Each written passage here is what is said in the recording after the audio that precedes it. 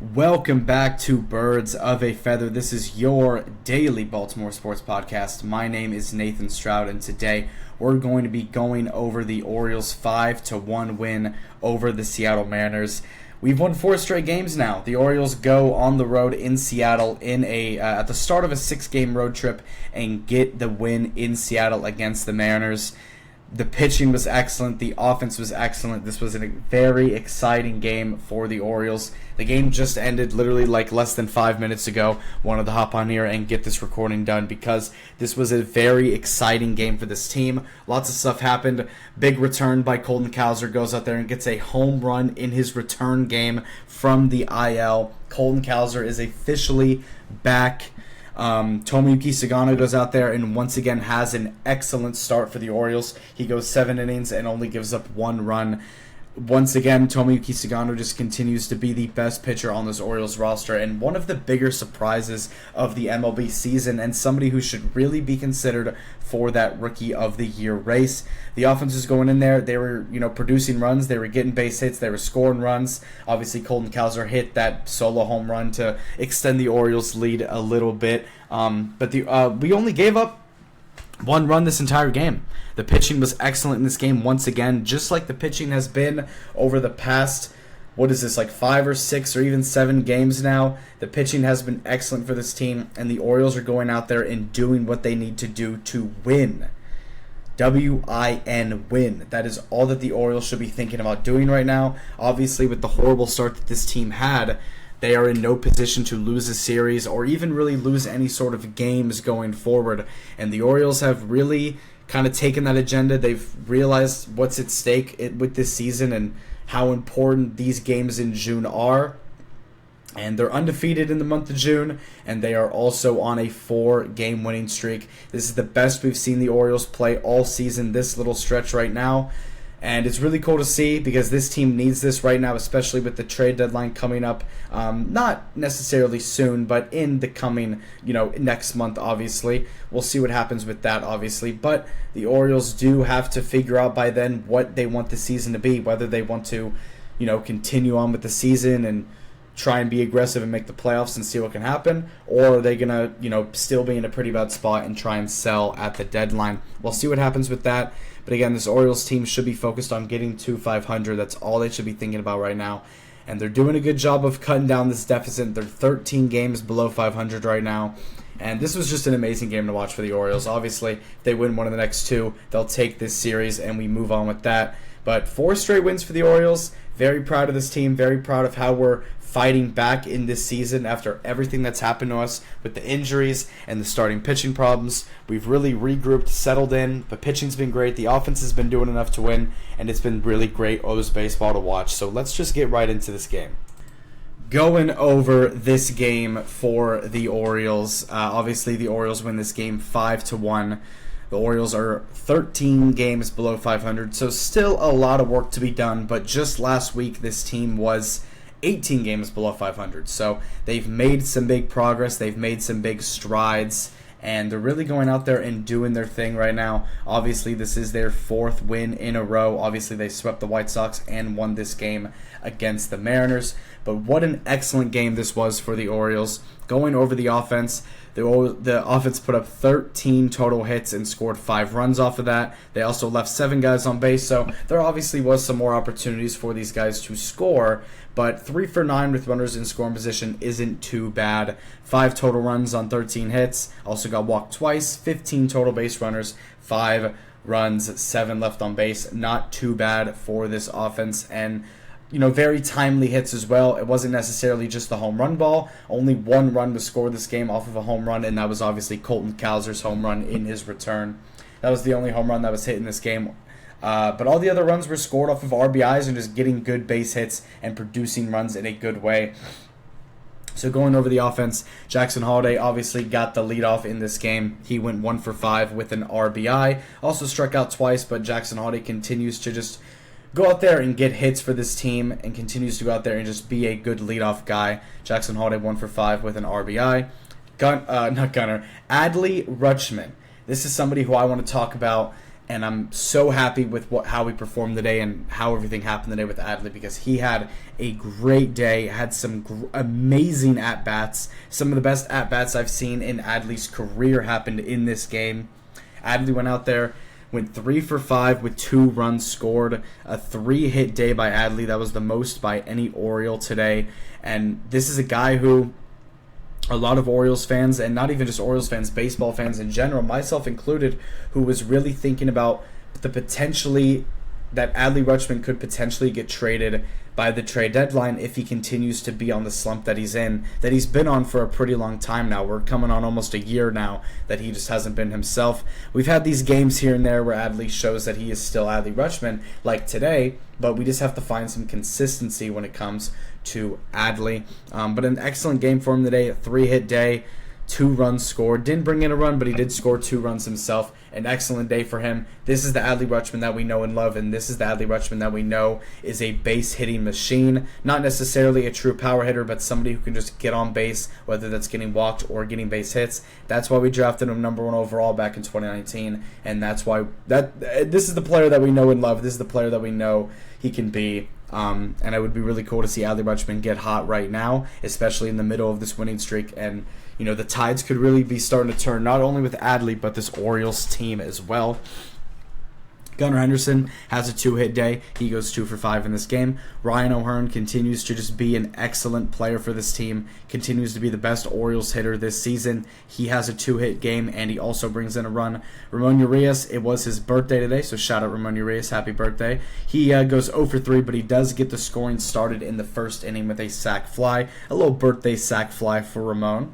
And then Colton Cowser, the man of the hour, Mr. Moo himself.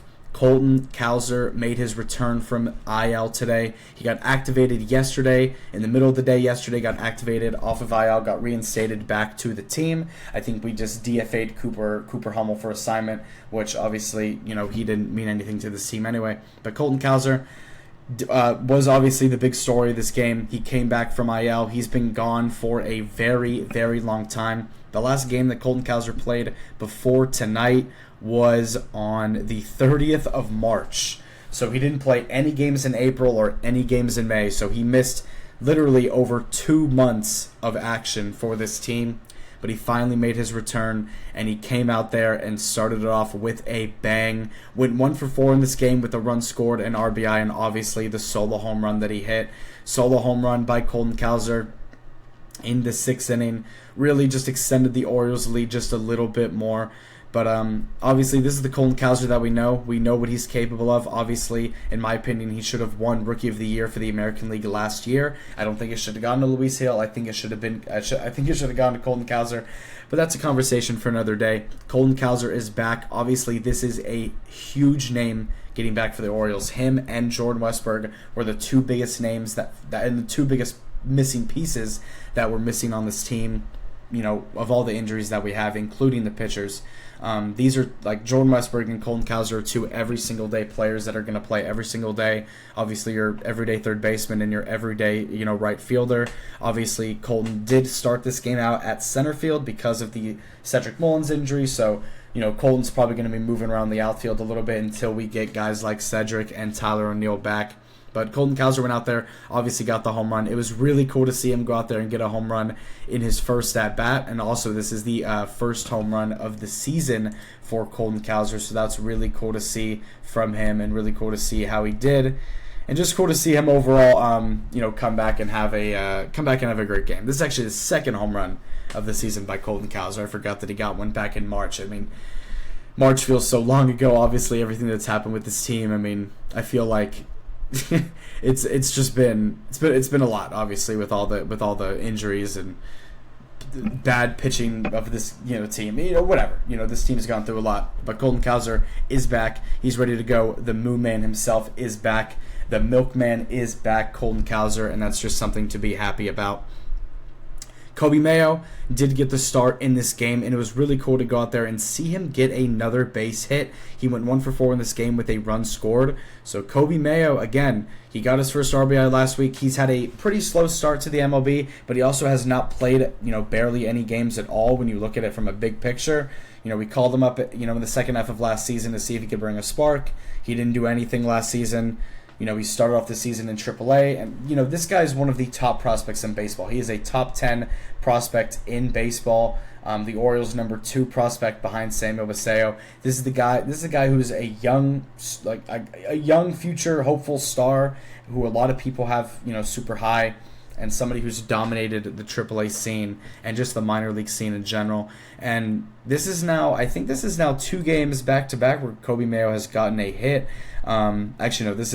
He's gotten a hit in 3 of his last 4 games. He went 1 for 4 in Minnesota, 1 for 3 with a run scored in Chicago, and then also got a hit today. So shout out Kobe Mayo. He's starting to get some base hits, and I feel like he's starting to really find his rhythm a little bit. So that's really cool to see for Kobe, because this is the guy who, you drafted him super high. He's super high ranked prospect for you. He's somebody that you hope can be your eventual possible first baseman of the future, or maybe even like a rotational third baseman with Jordan Westburg. Who knows? He's also a guy who's been featured a lot in a lot of trade talks with us getting a pitcher of any pitcher, whatever it is, whatever ace it is.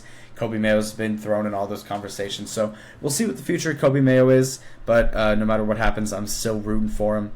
Keston Kjerstad in this game has a huge RBI to extend the Orioles' lead even more. He goes 2 for 3 in this game with an RBI. Keston Kjerstad, obviously his job, and his starting job at least on this roster was a little bit in danger when Colton Cowser and Jordan Westburg were rumored to be coming up soon. Obviously Colton Cowser is back now, but Keston Kjerstad has not necessarily been performing well this year, but he's been getting a lot of opportunities out in left and right field with the injuries to Tyler O'Neill and Colton Cowser.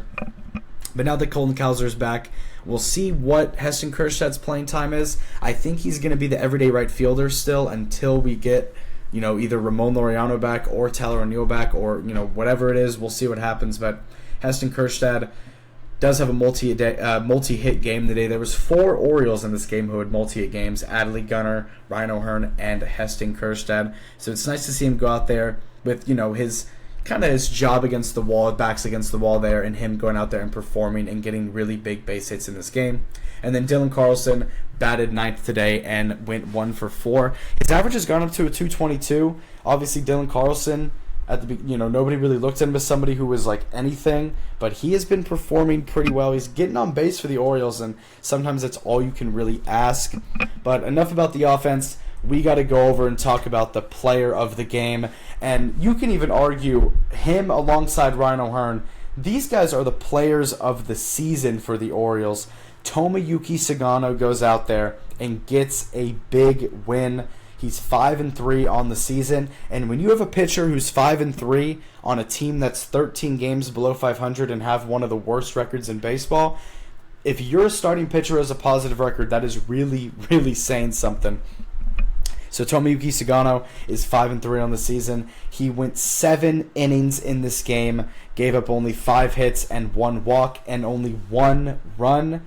And also had 5 strikeouts in this game, a 90 pitch count across 7 innings, and his ERA went down to a 3.04. So he's close to getting, out of the 3s and into the high 2s, which would be insane for a guy who, obviously Tomoyuki Sagano is a Japanese baseball legend, got a, statue built outside of the stadium that he used to play for. So Tomoyuki Sagano, it's not like he's some rookie. I mean, technically he's a rookie in the MLB, but he's a 35-year-old rookie, so I don't know. Can you really call him a rookie? I don't know. There's a lot of people that are sleeping on him, though. I've seen a lot of Rookie of the Year rankings and a lot of rookie rankings in general, and I haven't seen Tomoyuki Sagano really ranked on all of them, and I really have no idea why. He's been one of the better pitchers in baseball this season, and he's kind of single-handedly, in a way, lifted this Orioles pitching staff on his back, which I did not expect at all. I was really excited to see how Tomoyuki Sagano does. I thought him and Eflin were going to be the 2 guys on this team. I did not know Tomoyuki Sagano was going to be the certified best pitcher on this team, so we'll see what happens with that. He's been amazing all season. Shout out Tomoyuki. And also shout out the bullpen in this game. Obviously, Tomoyuki Sugano got through 7 full innings in this game on the road as well, so he did a lot of the heavy lifting. But Brian Baker came into the game, gave up 2 hits, got into a little bit of a traffic, but was able to get out of it fine without giving up a run. And then Felix Bautista came into the game and had a clean, no hit, no run, no walk inning, which is really good to see because in the past starts with Felix, he's come into the game, and even if he hasn't given up a run, he has given up, some walks and some hits and gotten into some trouble. But it's really cool to see him go out there and get a clean 10-pitch, no hit, no run, no walk inning for Felix. So, again, this is a huge win for the Orioles. They're 13 games below 500. They still got a lot of work to do, but they have won 4 straight games. And all I can say is, just keep the ball moving, keep the train rolling with this team. Momentum is a hell of a drug, and momentum is a real thing in sports. And I really hope the Orioles can grasp onto it and just move forward with it and really get back into the season, because I know this team has the heart, I know they have the energy, and more importantly, I know they have the talent and belief in themselves that they can come back into the season and even potentially get a playoff spot. I think yesterday, whenever I checked, we were 9 games out of a playoff spot, which isn't the worst thing in the world at all. For where we are right now in early June, being 9 games out, or even less than that now, that's not bad at all. So this team is still alive. This team is still breathing. Obviously, the start of the season, the first couple of months were really bad for this team. April and May were horrible for the Orioles. But June, July, August, September, this is where the comeback of the Orioles begin. And I really am just praying, and I really hope that this team can come back into the season. And if this team can make the playoffs, that would be incredible. It'd be one of the best turnarounds of a season in MLB history, obviously. There's never been a team in MLB history that has made the playoffs after being 15 games below 500. So the Orioles are literally going to have to come back from history to, or they're going to have to make history to make the playoffs. So we'll see what happens with that. Obviously, all we can really do is just sit back, watch, and root for this team every single game. And that's what we're going to be doing here over at Birds of a Feather. Again, 5-1 win for the Orioles, a huge win for them. If we go over and look at Game 2 tomorrow, it is another pretty late game. But the pitching matchup is extremely similar in this game. It's going to be Emerson Hancock for the Mariners versus Cade Povich of the Orioles. Cade Povich has obviously struggled quite a bit this season, but this should be a pretty high-scoring game. Obviously, this game was, not really too high scoring, but, the Orioles obviously still went out there and got a win, which was nice to see. But I really hope that this game I necessarily don't hope it's high scoring. I hope it's high scoring on our end, but it'd be really cool to see Cade Povich go out there and get a nice start. He has been lacking the most of all the pitchers recently. Dean Kramer's been doing well. Charlie Morton even has been doing well. Tomoyuki's been doing well, and obviously Zach Eflin is doing well. So I would like to see Cade Povich kind of pick it up and do well. I know he's got the talent. I know he's got the movement in those pitches to do well. But we'll see what happens here. Hopefully he can go out here and get a win tomorrow.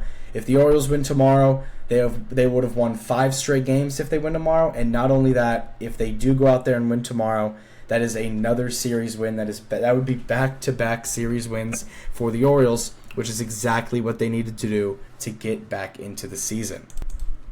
But thank you guys so much again for tuning into and listening to this episode of Birds of a Feather. If you like this content, make sure again to subscribe on YouTube and follow up on Spotify. And also click the link in the bio of either one to follow up on all my socials, where I'm going to be giving updates on the Orioles and just updates outside of these episodes as well. So again, I appreciate all the support, all the kind words and stuff like that. And, Orioles get a big win today. Looking for the 5th straight win tomorrow. I'll have an episode up sometime tomorrow night as well, talking about Game 2 of the series. Hopefully the Orioles can go out there and get a big win tomorrow night and win another series in a row and also win 5 straight. So we'll see what happens tomorrow. Again, I thank you guys so much for listening to this episode. I appreciate all the support you guys have given me. Love you guys so much, and I'll see you on the next one. You have a great Day. Peace out.